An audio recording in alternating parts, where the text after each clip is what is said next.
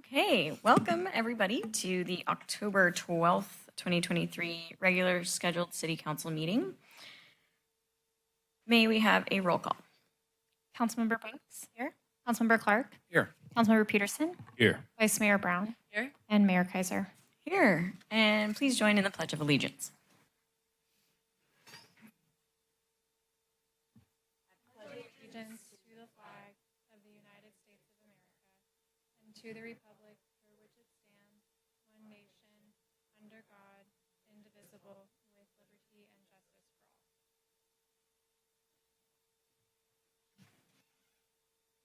Thank you. Do we have any additions or deletions? Staff has one proposed change to the agenda this evening. The item 3A, the presentation on unmanned aerial vehicles. Staff would like to remove that from this agenda item. We will be bringing it back at a future meeting. Okay, thanks. So then we can skip over 3 and down to additional materials. Staff received one email communication relating to item 7G on tonight's agenda and 2 email communications related to item 8B on tonight's agenda. All items have been incorporated into the online agenda packet, as well as presentations for tonight's general government items. Great. We can open it up to oral communications by members of the public. This can be on anything on consent or anything that is not agendized this evening, and you will have no more than 3 minutes.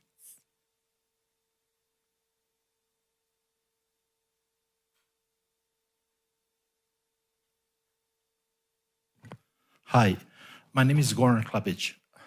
Today at 12:46, I made an emergency call to the CPD because I caught somebody begging for money by the Nob Hill and Pete's Coffee premises.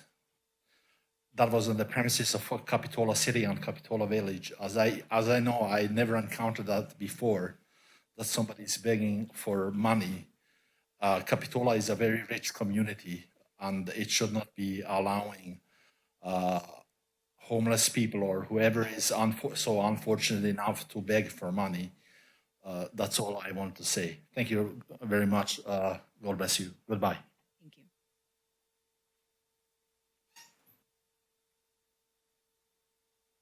you. Mayor, City Council, Gary Richard Arnold. A lot of people are unfamiliar with the powers that exist in the state of California. Most of the newspapers were bought out by a coalition of Bill Gates and other people almost 18 years ago. He bought the Mercury, the Sentinel, the Monterey Herald, the San Luis Obispo Tribune. And if you know the history of the good times, you really should. Look up Mr. Weinstein. And in these times, he used to drive around the Morton Sobel atomic spies. They continue to endorse as they do, but they look, very friendly. They also have a conduit in San Luis Obispo called New Times. But the propaganda continues. The largest lobby west of the Mississippi is California Forward, which is put together by Leon Panetta, very powerful. And if you ever happen to go to the courthouse steps, you'll find the communist spy has 2 plaques in his honor. He belonged to at least 4 different spy rings, Ware, Silver Master, a couple of others, Sorge, which is the most successful spy ring ever. The co-founder with Leon Panetta for California Forward is Lenny Mendonca, and he belongs to a committee for economic development. They advocating abolishing you. And they've been setting up a parallel government for some 25, 30 years. And it's a COG, a Council of Governments, a Soviet, in which the mayor and vice mayor is a member of, which is AMBAG. I asked you both, mayor and vice mayor, to have community TV show up and do that, since AMBAG is made up of 13 cities and 3 counties. And I noticed just for your, July community TV, it was $678. That means it's only going to cost $42 for each city and each county to become transparent and see where a lot of dirty backroom stuff goes on, and you know it. Anyway, AMBAG has a handle national manipulation. Both the World Bank and the United Nations are seeking to harmonize, as you hear people, the various times I attend. For 13 cities and 3 counties, they had 6 copies of the agenda. Can I hear that, please? Please, can you please speak? If you don't want to listen, don't. That's all right. Also, I think it's important that you look at the management form of government. The city managers. Thank you. I'd like to pull the your 3 minutes. consent Thank you item so much. G off the consent calendar. Thank you.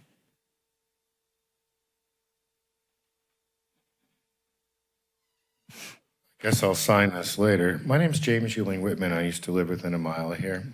I came here. It took me almost 30 minutes to get here from less than 3 miles. It's crazy this time of day. So I appreciate that all of you are mostly paying attention to the previous speaker. I've been here before, and I've witnessed most of you looking down at your phones or computers. So I'm not really quite sure where to start to talk. I had several opportunities to pull 4 items off the consent agenda with the city of Santa Cruz, and got a really good one-sided explanation of city and county managers. So I really have a lot of compassion for you guys. I know that you would like to do, I'm speaking to all 4 of you, to do more for your constituents that voted you in the office, but you're being controlled like puppets by an individual, and don't know you, Jamie, at all, but I'm very familiar with Carlos Palacios and the previous city manager before Matt. So I have a lot of compassion because I'm sure your constituents are wanting you to do things that you're not able to do because this is a charter city and it's been under the control of international organizations in the United States since 1915. So probably enough on that. There's a lot of crazy things going on in our society. I'm not quite sure why a city council member on Tuesday decided to present a one-sided conversation about some atrocities that are happening in a section of the Middle East, a whole area that was created before 1950. I have a globe that shows what that part of the world looked like before 1945, and we are all in this together. In 1 minute and 15 seconds. So I'll share something, at least with Mr. Clark. I mean, I appreciate meeting him a couple weeks ago on September 19th as he was a volunteer deputy. And he gave me some really good observations that I think I used, and hopefully I'm using those observations now. I would much prefer to be talking to a guest speaker in a K through 8 because those children have brothers and sisters in the room, and they're there to learn something and to help each other, where you guys have your arms tied. So I wrote something 5 to 7 years ago that I'd be happy to share with you, at least you, Mr. Clark, where I feel because of the exact topography here that you could set up events and make at least $300,000 on a 3-day event where there would be like $120,000 in hard costs, but 80,000 of that would be reusable. And I would love to talk to you guys about ways to make the city better. And I'm very happy that the Capitola Pier is being repaired because I've been enjoying that for more than 50 years. So thank you. Thank you. Anybody else in-house wish to speak? Seeing none. Point of order as far as item G. No, your time has been up. Thank you. Can we go online to see if there's anybody? Something absolutely different over by this table. So you Sir, your time has been up. I'm really sorry. I'm sorry. This is I am too. outrageous.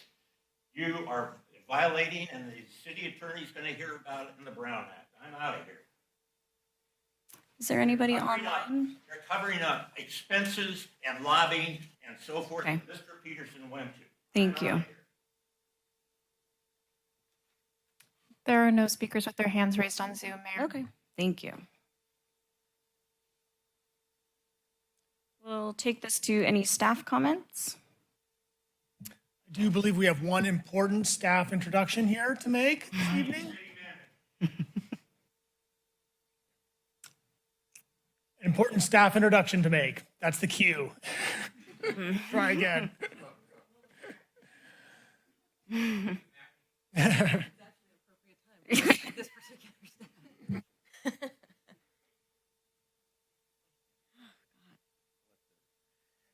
evening, Mayor and Council. We're here this evening to introduce Ranger, who is a 2-year-old Labradoodle. It was the funding for it was donated from a private vendor or private donor, but he's joined our team and he's been a really welcomed addition to our department. Actually, the first day, we put him out on social media. And actually, someone came down, a young lady came down and to actually introduce herself to the dog. She had no idea that a dog like this would be a part of a police department. So he's been really well received. His job is to go out and do just stuff like this and be in the community. But he also has a professional side to him that he can sit down and do child interviews. And we're hoping to develop him better as far as the more ways that we can use him in the community to get out there and just kind of put a different face to our department and everyone else. But like I said, it's been he just wanders around our office. You're more than welcome to come down when Sergeant Zamora is working and introduce yourself, take him for a walk, whatever. Like I said, he's a part of our department and the community. So We're glad to have Ranger. Yay!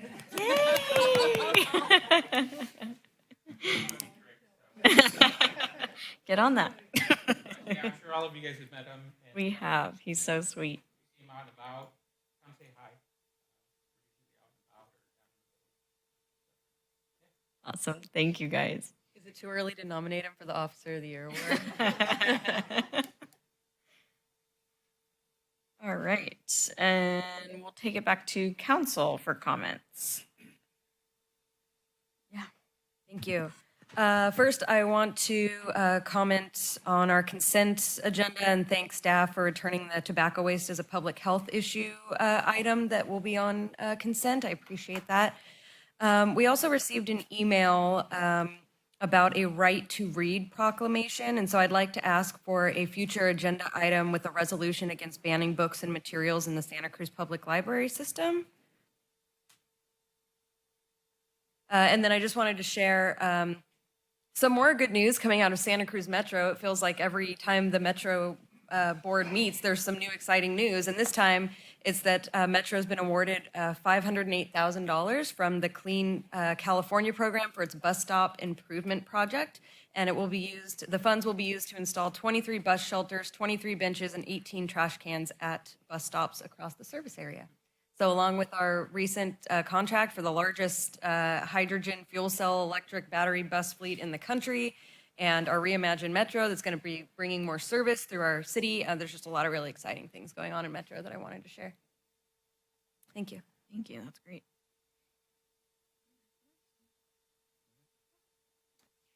Just wanted to shout out for CWIP and the Oktoberfest coming up on Saturday, noon to 6 at the Esplanade Park. There'll be music there by Jive Machine in Santa Cruz. It should be a good event, and it'll be more money for our great project out on the wharf. So if you're around on Saturday, come on down. Great. Thank you. I love the flyer, Councilmember Clark. I want to come in prepared next time with like stuff to present. Make sure we get that out. I have a couple of announcements. The first is that I too attended the League with Councilmember Peterson. So we had a great time attending the League of Cities from the 20th through the 22nd.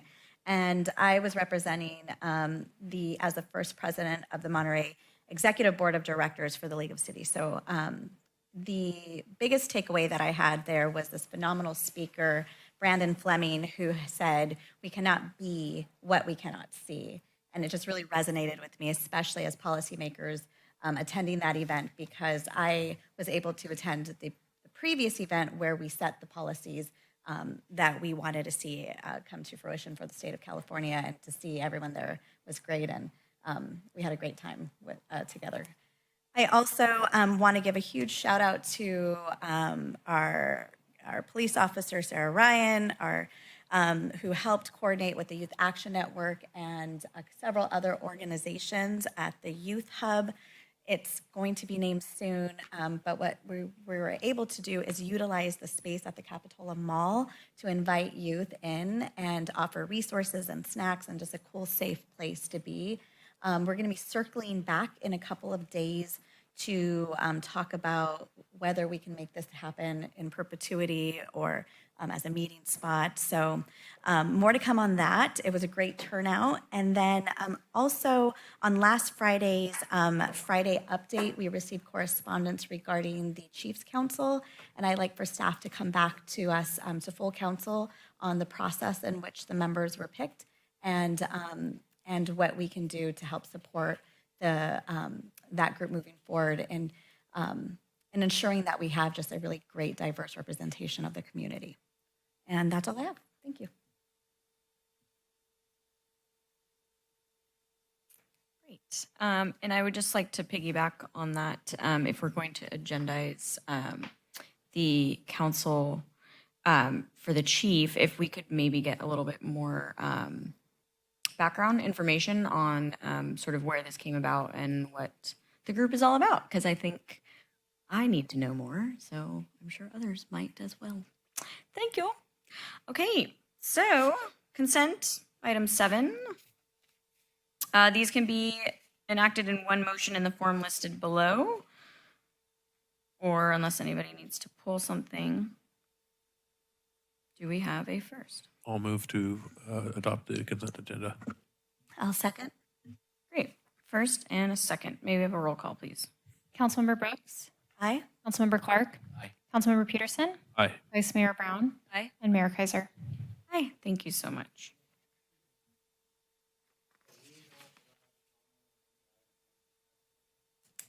You already had your 3 minutes.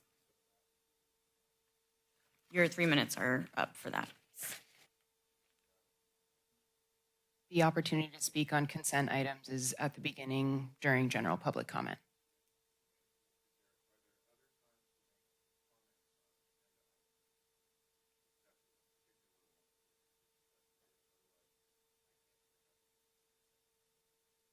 Right. Correct. Okay, moving on to 8, general government. 8A, we have the Cliff Drive Resiliency Project. The recommended action tonight is to authorize the city manager to execute the professional services agreement with CSW Stuber Stroh Engineering Group Incorporated for professional planning, permitting, design services for this resiliency project in the amount of 1.193. And we have Director Khan here. Hi, good evening, Mayor and Council. I'm here this evening to talk to you all about the Cliff Drive Resiliency Project. Next slide, please.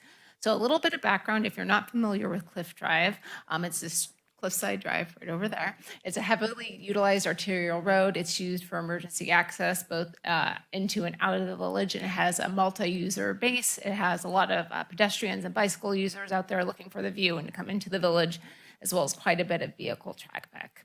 It sustained damage in January 2023 during the storms, mostly near the 2 parking areas. A lot of the riprap was damaged at that time and localized bluff erosion.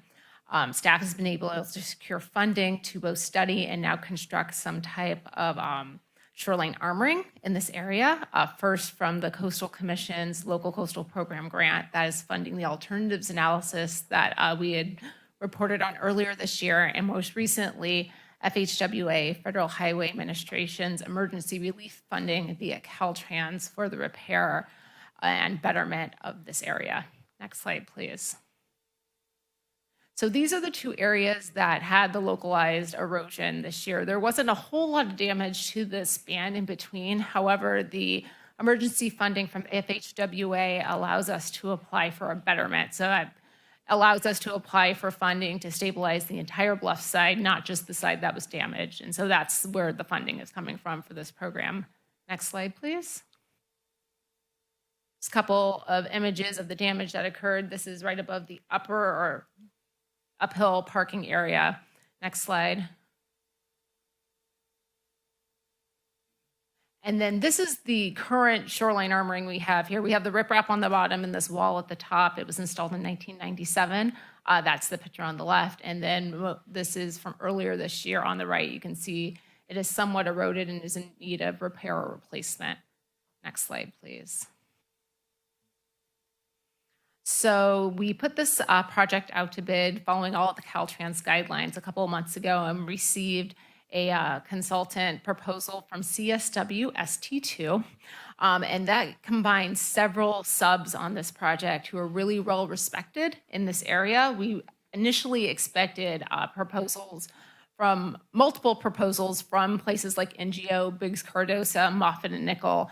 And considering the timeline of this project and the very wide scope of this project going all the way from planning through construction, the feedback we got from all of these groups was really to get it done in that timeline in the appropriate way that they really needed to come together. And that is the reason we really only got one combined proposal for this project. Next slide. So the design scope is divided into two areas, one being the alternatives analysis, which is going to take into consideration the existing conditions and opportunities in the area, do outreach, project alternatives, refine the project alternative, and then phase 2 is bringing us to design and construction. So I'm going to go a little bit deeper into each of these steps on these next slides. So our opportunities and constraints assessment is really assessing existing conditions and doing like initial technical analyses. So really just kind of understanding what's even feasible for armoring in this area.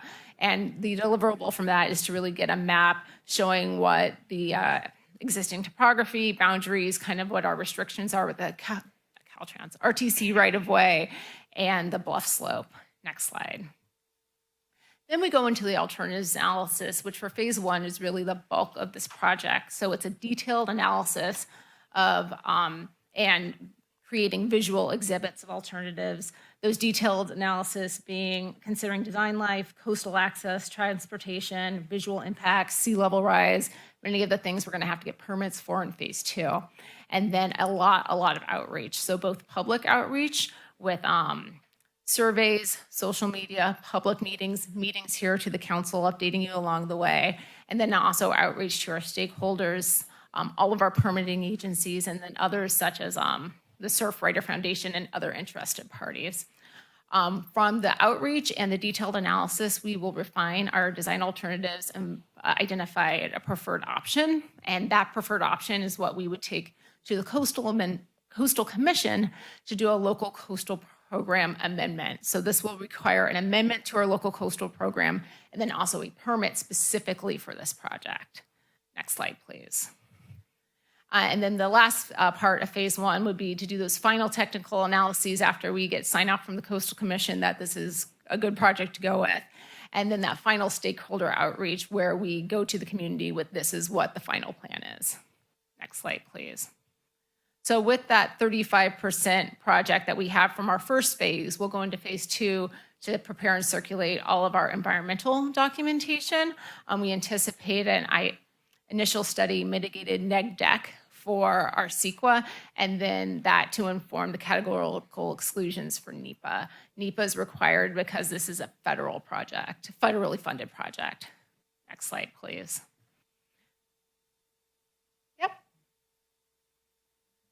Madam Mayor, we're apparently having some audio issues on the YouTube and the Zoom. Okay. So they asked in the back if we could pause for a moment or two and they could. I think the audio actually just went live. It's showing as tracking right now, so the audio should be good. Okay, in that case. Sorry. Okay. All right. Let's post it if we need to.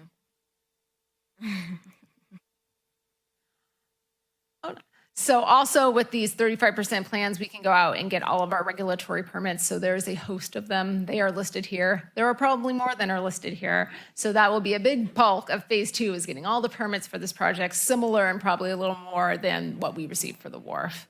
And then also going back and getting the coastal development permit through our local coastal program. We'll have more details on that the closer we get to it. Next slide, please. And then our final design, our bid ready plan specifications and estimates. And then we can take all that and go back to Caltrans and ask for our funds for construction. And so all of this needs to take place before September of 2025. Next slide, please.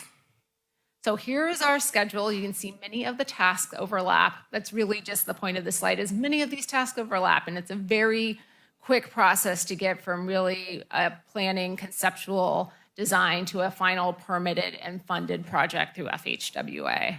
Next slide, please.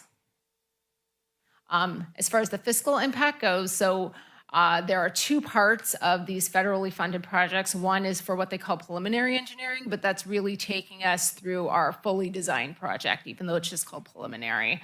So that is currently funded. By funded, they mean money that we can spend towards it, and they will give us 88% of it. So the federal government will provide $743,000, of which we are to match with non-federal funds. Luckily, we have the Coastal Commission grant, which are state funds, so we can use that as our match.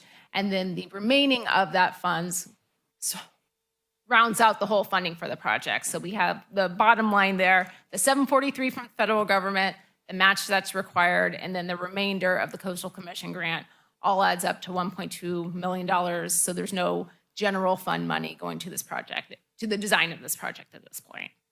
Next slide, please. The construction phase funding, we've been approved for $8.4 million in federal funding. There is a chance that once we get through our whole planning criteria that we can ask for up to 15% more than that, and those are usually relatively easy to get approved. We still have to come up with the approximately 12% match regardless of the funding that they give us. That funding could come from Measure F. It could come from the State Coastal Conservancy, since a mitigation of this project is likely to be a walkway on the top of and that is something that the Coastal Conservancy would fund. And then there are other grant opportunities that would generally fund multimodal transportation and coastal access that the city staff will be looking into during this project. Next slide, please. And so this is our final recommended action, to authorize the city manager to execute the professional services agreement in a similar form as the attached agreement, similar form being that this is still going through Caltrans review. There are two departments of Caltrans that this has to go through. One has actually already been approved, so we're good to go. We're waiting on their architectural engineering review, which we expect in the next week, which may change a couple of the points in the agreement. So that's why we don't have the totally approved agreement in front of you today. And then to adopt a resolution to accept the funds for both FHWA and the Coastal Commission. And I am available for any questions. Questions from anybody? Is there a specific form of erosion control being considered at this time, or will that come out of the study? They'll be coming out of the alternatives analysis. You mentioned a walkway. Yes. Was that on the ocean side or? Preferably, yes. Okay, like where the parking is now? Partially where the parking is. The idea would be to retain the parking. Everyone likes parking. Right. Coastal Commission never wants to restrict. That would be restricting access. We anticipate the Coastal Commission having that be one of our mitigations for this project, is to include a walkway. Okay, cool. Thank you. All right. I have another question. Yeah. Will we have an opportunity to provide feedback at some point during this process? Absolutely, yes. That is part of the public outreach part. So there's public outreach to the general community, to interested parties, but then also to the council specifically. Great, thank you. All right. Any public comment on this specific item?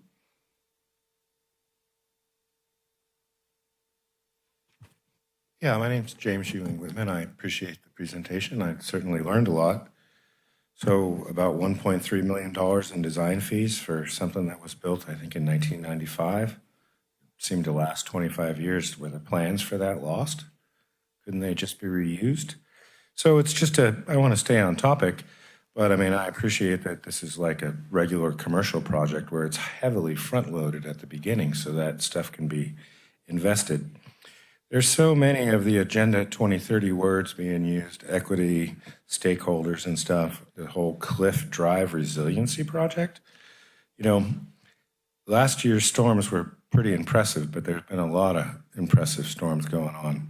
So hopefully tiny projects like this, when we have miles of coastline, can be remedied in simple ways as what was done 25 years ago that lasted 25 years. Thank you. Thank you. Any other members of the public or anybody online? There are no speakers with their hands raised, Mayor. Okay, we can take it back to council for deliberation or comments. Yeah, I'd be happy to move the recommended action from staff this evening. I'll second. Great, we have a motion and a second. May we have a roll call, please? Councilmember Brooks. Aye. Councilmember Clark. Aye. Councilmember Peterson. Aye. Vice Mayor Brown. Aye. And Mayor Kaiser. Aye, passes unanimously. Thank you. All right, we will move down to item 8B, housing element update.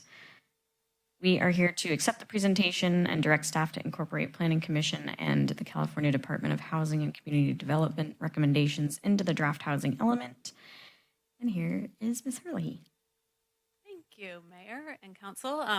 Tonight we've got Layla from our City Attorney's Office also joining me. She's been really instrumental in the housing element update, and we do not have our we don't have RRM with us tonight, or Veronica Tam. We're trying to stay on budget with this project, so they will be at the adoption hearings. So tonight I'm giving you an update on our housing element. Next slide, please. Within the update, first I'll do a quick introduction to what a housing element is, and then what we've heard in the last 90 days with the HCD review and the next steps. Next slide, please. So housing element, it's identifying the needs within our community for future housing, and then it also sets, it plans how we're going to meet that need in the coming cycle of 8 years. So we're about to enter our 6th cycle, and the deadline for this update is December 15th, just right around the corner. Next slide, please. In the process, we've come a long way. We drafted our housing needs, our element and programs. The last step that we just made it through is the 90-day review by HCD. And within that review period, we had the opportunity of meeting with them multiple times and getting comments back on our draft element. Next slide, please. So on this slide, I show the public review draft is towards the back that went out in May. And then in July, we submitted to HCD. Usually I would come back to the Planning Commission and City Council in between, give you updates, get your feedback. But it's a really limited window, so we just continued at a staff level to work with HCD, get comments, and with our local knowledge and understanding of typical direction from Planning Commission and Council, we continued to proceed and work through comments. So we're now, we've got our September 19th update, and we received comments on October 3rd from HCD, which is the final comments, which is a 5-page letter, which was attached to your report this evening. And a 5-page letter is a really short letter for HCD comments after 90 days. So we're getting close. Next slide, please. So tonight I'll be highlighting what changes we made in response to HCD, and then I'll also, if you can go forward, be providing the updates from the October 3rd letter. So really it's the October 3rd letter that are the outstanding items. And at the end of my slide presentation, I'll have a slide that brings it all together of what we're recommending and looking for feedback on this evening. Next slide, please. So our housing needs and opportunities. We had to provide a lot more information of how we came up with the sites that were identified and the assumptions that were put into our housing inventory. And then also providing updated, we had to update our sites inventory. Next, during this process in our letter, we got feedback from HCD that the Capitola Mall site, we needed to provide additional information. So in the next round, we're going to provide more of a story of what's happened at the Capitola Mall over the years and the submittal in 2019 and the proposed phasing. So that it'll be a whole lot more clear in the update. Next slide, please. So we did make changes to our sites inventory during this time. We received a letter from Merlone Geyer. We also received comments from YIMBY during about our sites inventory. And we ended up removing the Kohl's site from the mall because they do have a long-term lease there. And then we added a few sites, which at this point we have a 14% buffer, which is healthy. I was hoping to get to 15, but somewhere between 15 and 20, but we're at 14, which is a good spot because originally I think we were at 18. So with the removal of some sites. If we go to the next slide, I can show you exactly what's changed since you last saw this. So we were directed to remove all the state sites. So those have now been removed, including the DMV site and the New Brighton site. Also, the Kohl's site has been removed. We added portions of sites. So for Nob Hill, we added the parking lot in front of the grocery store where you could actually do some housing. We didn't use the whole parking lot. I think we used about 50%, and that's the same for Kings Plaza. So just a portion of those sites where you could possibly put housing and have a parking garage because you would need additional parking. And then also added the Macy's site at the mall because it's ready for redevelopment as well. Next slide, please. So in our first iteration, the mall had 853 units associated with it. The letter we received from Marlone Geyer is that, Kohl's has a long-term lease. Also, some of the internal smaller shops along the spine near the Macy's entrance have long-term leases, and that they've got some parking agreements with Target and Macy's. So we go back. And we also heard from them that they thought there's an over-reliance on the mall and were concerned with no net loss findings. We also heard that from YIMBY. So in the current draft, we're at 641 units. That's including the Macy's site, which is not owned by Marlone Geyer. We've removed the Kohl's site, and then, as I stated previously, the sites that we added of Nob Hill and Kings Plaza. In terms of our constraints, there were requests for more information. So they just wanted more information on what tools we have. I think the state was really happy that we don't have density limits within our mixed-use areas and commercial. And a lot of programs we already have in place in terms of ADUs. So where they were asking for more information on that, they're satisfied that we've got great programs implemented for ADUs and just updates on additional information for residential care and water availability. Next slide. Within our housing plan, this is where you have your programs and you set dates and targets for achieving. In our first housing program, we talk about diversity of housing type, and the HCD came back and they said, we really want you to start targeting more housing in your single-family, high-resource neighborhoods. And so, as you know, we have our ADU ordinance, we have SB 9. They said, we'd like you to go beyond what the state requires and take it to the next level. So you could click forward. The recommendation for this to go beyond and get more access into our lower density neighborhoods is one, to look at our density limits on our low and medium density, which are really low. So I think there's the opportunity there to raise it by a few units per acre. And then also to allow duplexes on corner lots in the R1 zone. So those are and tie those to objective standards. So making sure that, the frontage is oriented towards the street. So it kind of looks like two single-family homes, and make sure there's parking access and just standards that are measurable. Okay, so next slide, please. Within program 1.4, in which we're proposing to expand the community benefit zone, the HCD came back. They've met with YIMBY. There were a lot of conversations about this, of really looking at our community benefit zones, which right now are around the mall. And you can get increased floor area ratio and height. And they're saying they haven't seen the impact of that. We haven't had any projects developed. So let's reanalyze it, look at the application process, and look at including objective standards. So more projects will come in and developers will know what to expect. So next slide, please. So our recommendation tonight is that we update this with commitments to revisit the community benefits overlay, We'll incorporate objective standards, and then we'll also reevaluate those incentives of additional height and FAR. The housing plan, these two programs, they talk about residential parking requirements we're going to revise. We didn't get any comments on that from HCD.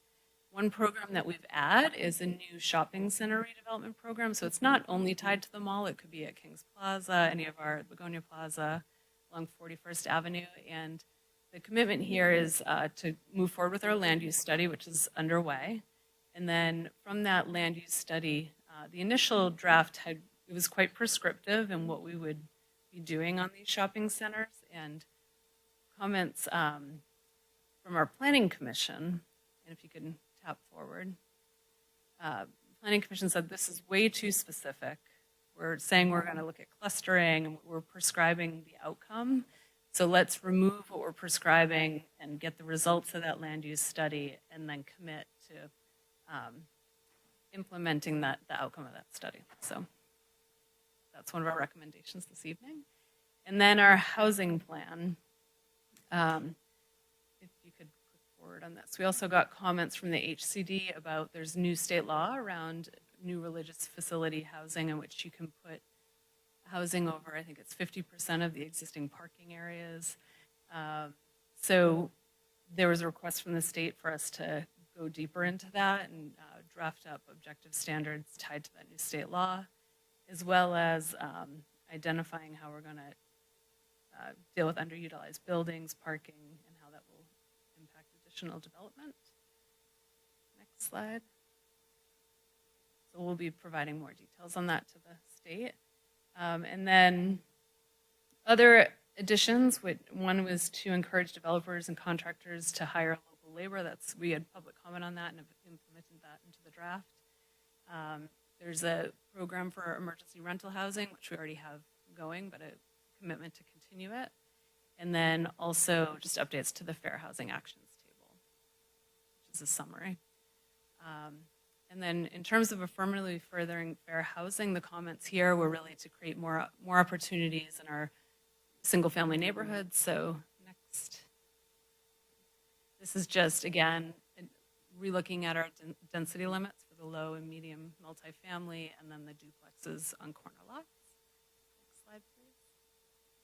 So there's a lot of typing on this slide, and I break about every slide rule for a presentation here, so please excuse this slide. But I just wanted to let you know, you received a letter yesterday from EMB. We've been working really closely with them throughout this whole process, and their comments really align with a lot of the suggestions that HCD had. So tonight I would like the recommendation to incorporate EMB's comments into the updated draft. On this slide, I've included the language. It'll probably be massaged a little bit through our working with the consultant and what they think it should exactly say in the update. But really this, it talks about just working with AMBAG towards high quality transit stops,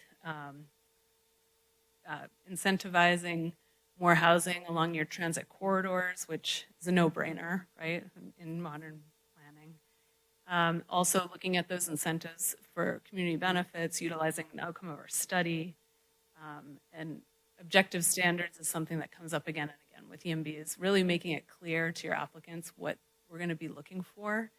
And also just tracking them all as we move through it on an annual basis, provide updates on what's going on with the mall, and then that religious facilities housing and how to incorporate that into our code. So a lot of overlap with the HCD comments, which is great, and Janine's been fantastic to work with the EMB group. So next slide, please. So this is the recommendation tonight, includes all of these final edits for adoption, and we're going to be going to press tomorrow for a Planning Commission special meeting for the draft update. So any comments you make tonight that you'd like updated into this draft, we'll be moving forward with our adoption hearing. So here I have all the strategies I brought up in my presentation. I'm happy to answer any questions, and then we can move into public comment The recommendation this evening, I guess next steps, is Planning Commission next week, and then I'll be bringing the final draft to you on November 9th for adoption. The statutory deadline is December 15th.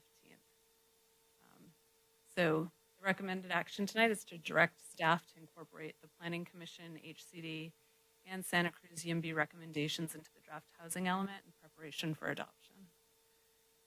Slightly changed that I added the YIMBY Yeah.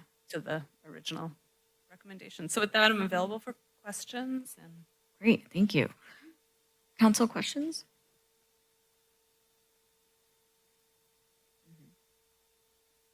I just have one question about the shopping center redevelopment in program 1.7. HCD in their letter had like specific language about how to facilitate this development and monitor approvals, and it gave us examples like coordination with applicants and supporting funding applications, but we didn't use any of the language they gave us, and I'm just wondering why. well, from the letter, we haven't seen the latest update in our, the draft that you have was prior to our most up-to-date letter. I see. Okay. That's why. So those will be incorporated in the next. That will be. Okay. That will go out tomorrow. So Makes sense. Thank you. but we are going to talk through that one with HCD because we really think that the outcome of that study is necessary before we say exactly what needs to be done. I have one question. And talking about revising parking requirement, is that adding more or less or? It'll most likely be taking away I was afraid parking. of- So in multifamily right now, we require 2.5 spaces per unit. And we'll probably be looking at it differently of like maybe taking a bedroom count or looking at square footage. But the trend is to require less parking. Difficult thing for small Capitola, but I understand. The other thing was YIMBY. I'm not sure how they play into this and how we incorporate them into our plan. They're kind of like an outside entity or something, but I'm not sure how I feel about that. Yeah, YIMBY's been working with communities throughout California on their housing element updates, and they're really focused on their housing element update. The Santa Cruz YIMBY group has been working with all of the local jurisdictions here and giving feedback, and they've it's actually been really helpful to hear their comments, and it's great that they align with the HCD comments. So it's been a positive experience.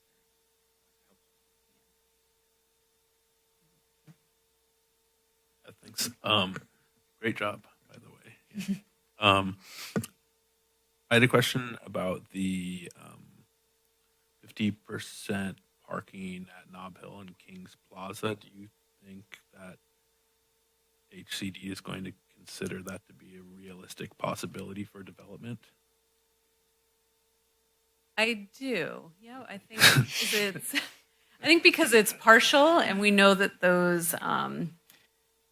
I think Kings Plaza is a very successful plaza. They've got great businesses in there. I don't think anyone's moving away too fast, but this is from working with our consultant, with Veronica. This has been a strategy that they've used in the past that has been successful. And that they're allowed to do that at that location currently? Yep. Yeah, great. Yeah, you can do, as long as commercial is on the site, you can build housing next to it.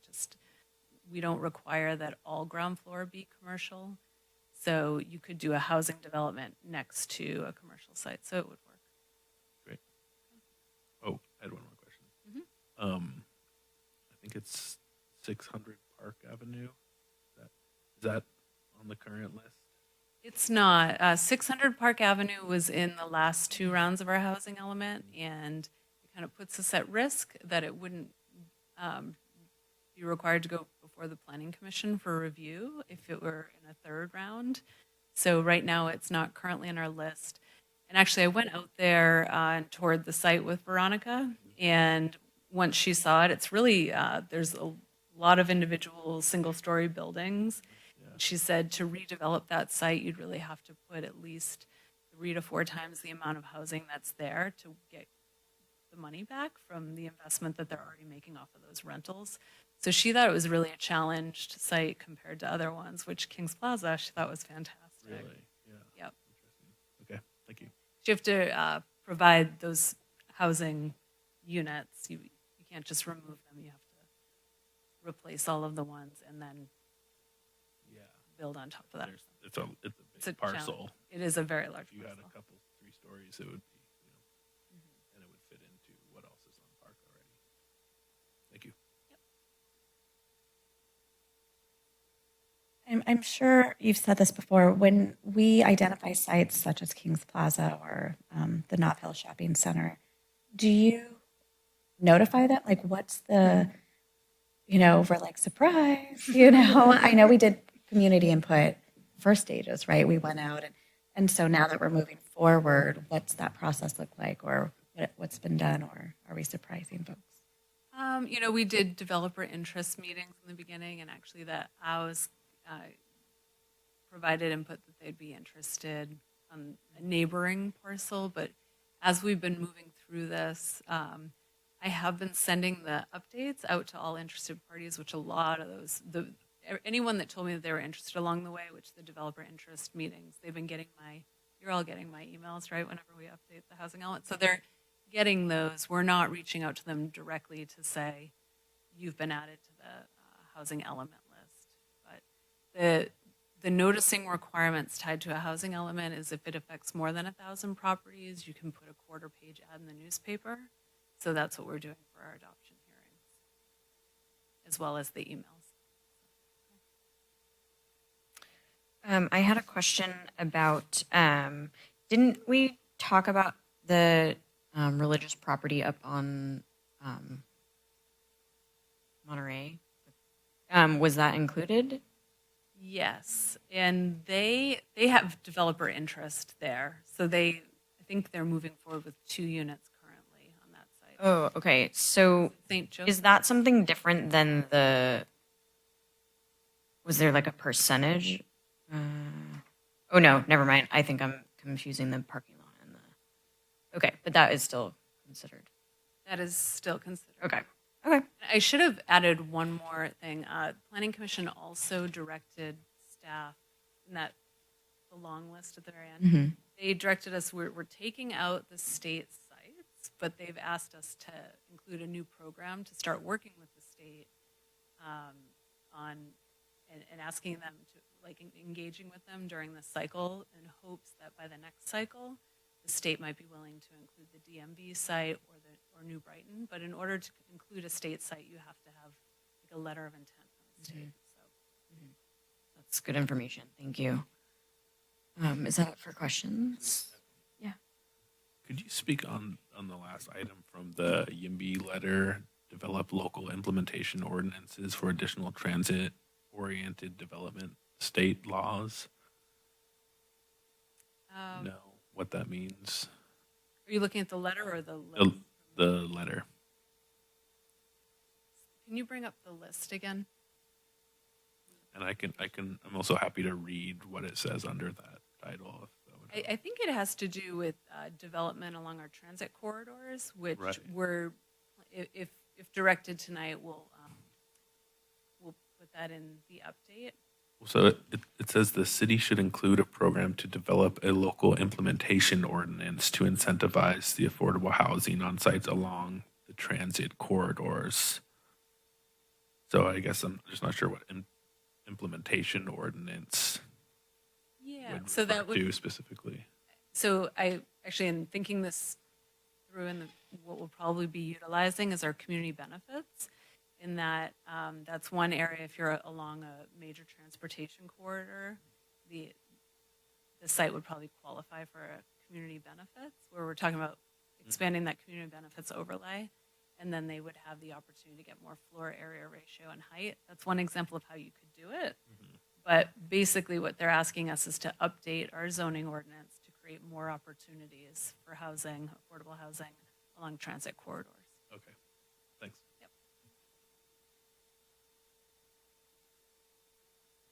Okay. We can go out to public comment on just this item.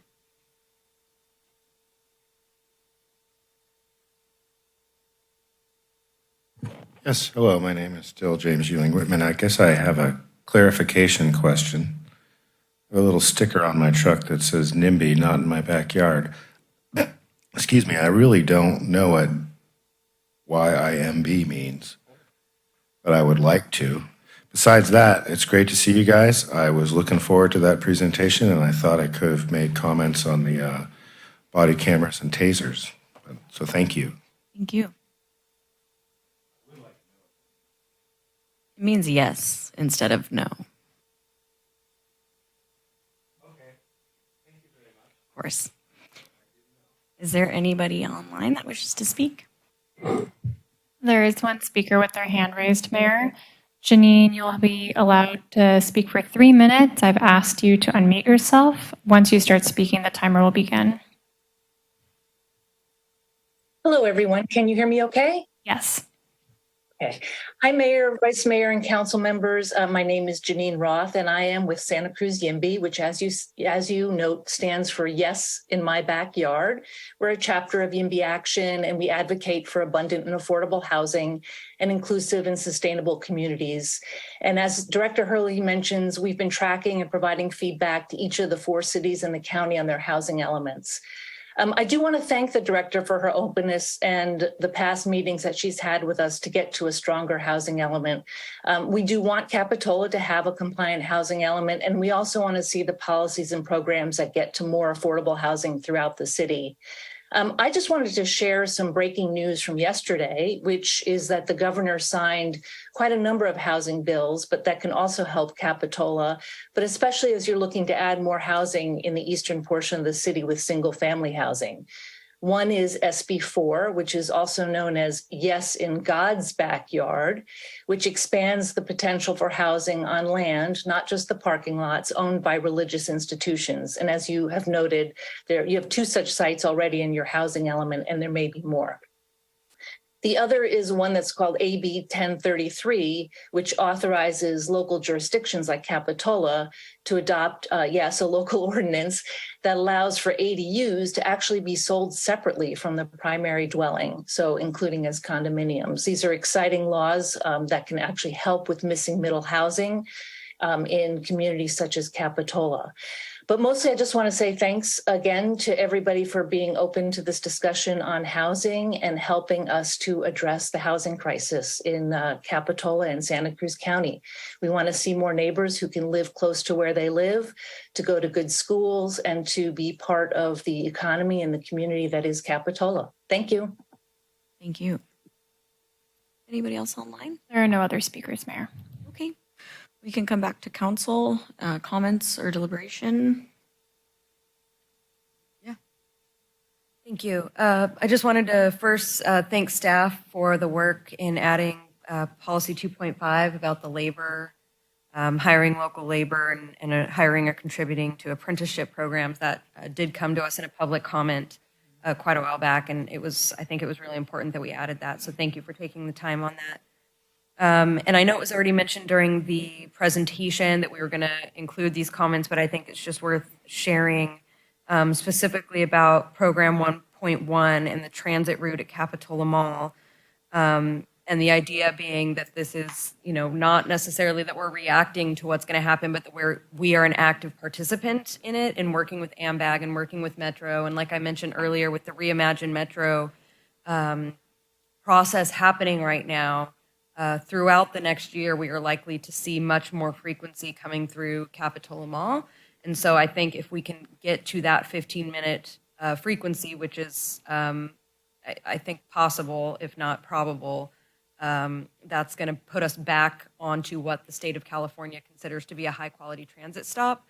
For those who follow this real exciting stuff, back in our 2040 Metropolitan Transportation Plan, that was considered a high-quality transit stop. Then the state kind of changed the requirements of what a high-quality transit stop is. And then we fell off of that list in the 2045 Transportation Plan. And so now that we're looking at 2050, I think it's going to be really important that we have language in here that shows that we're going to be working with Metro, we're working with AMBAG, we're not just waiting for something to happen, that we're active participants in it. So I'm happy to hear about that. I think those were all of my comments. Because I had a question, you already answered my other question about the language in the shopping center redevelopment. I think that's it for now. Thank you. I know that this was a lot of work over many years, and we're not done yet. But thank you so much to staff. I know poured your heart and soul into this. I have no doubt.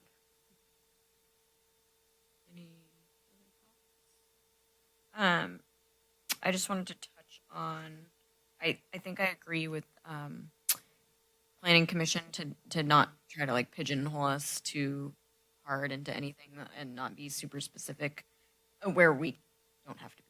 And that way keep our options open a little bit more. I think that is a wise direction on their account. Just my 2 cents. And then I don't know if anybody has anything else. No, I'm happy to move or to direct staff to incorporate the Planning Commission, HCD, Santa Cruz YIMBY recommendations into draft housing element in preparation for adoption. I want to echo that I recognize that there's a lot of work that's been put into this, and that I like seeing all the parties playing nicely together to get this done, because we're all saying the same thing and we all have the same concerns. It's been echoed here. It's been echoed on Planning Commission. We're all, working together and fairly in getting our housing element approved. And I really, really want to acknowledge your work, Katie, because we're the role model, right? We're moving forward in our housing element, and a lot of cities are still struggling. So, exceptional job and exceptional job to the team and our consultants. So that's my my motion. Great. Before a second, I believe there's another comment. I just wanted to echo that. I think you've done a really great job, and I just wanted to thank you and the rest of the staff for working so hard on this. Is that a second? And I'll second. Great. We have a first and a second. Maybe we have a roll call, please. Councilmember Brooks? Aye. Councilmember Clark? Aye. Councilmember Peterson? Aye. Vice Mayor Brown? Aye. And Mayor Kaiser? Aye, that passes unanimously. And again, thank you on the behalf of council and our entire city, because it's not anything I could ever do. So I'm just really impressed. And that'll take us to our last item, item 9, which is adjournment. Thank you, everybody, for being here and showing your support for your city. Adjourned. Oh, that was a sad one. There we go.